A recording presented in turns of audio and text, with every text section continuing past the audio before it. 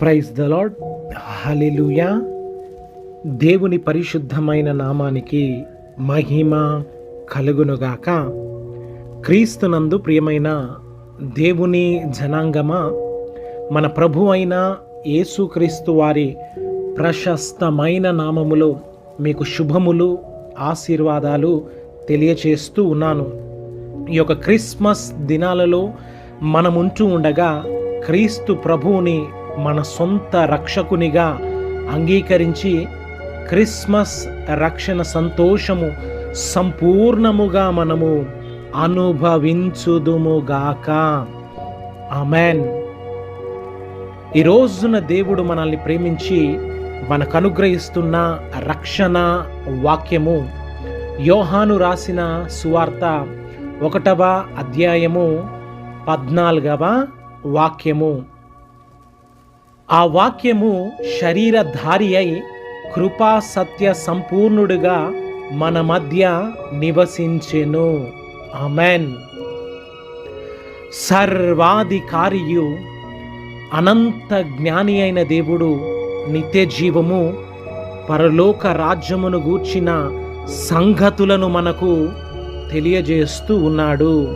హల్లెలూయా. ఇక్కడ దేవాది దేవుడు తన దాసుడైన యోహాను ద్వారా మనతో మాట్లాడుతూ ఉన్నాడు.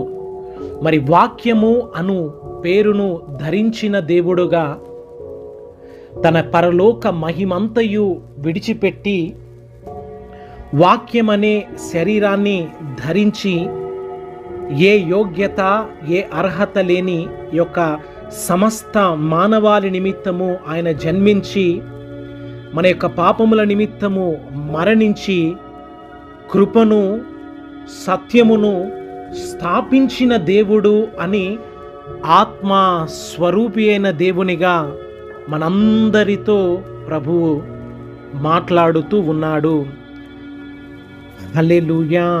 ఈ రోజున ఈ యొక్క సత్యాన్ని వింటున్న నీవు మరి నీ నిమిత్తము తన పరలోక మహిమంతయు విడిచిపెట్టి శరీరధారిగా వాక్యము అనే ప్రత్యక్షతను ధరించుకొని కృపా సత్య సంపూర్ణునిగా మన మధ్యలో నివసించగలిగిన ప్రభువైన క్రీస్తును నీవు విశ్వసించి కనికరించబడి తన నిత్య రాజ్యములోనికి నీవు నడిపించబడుదువుగాక.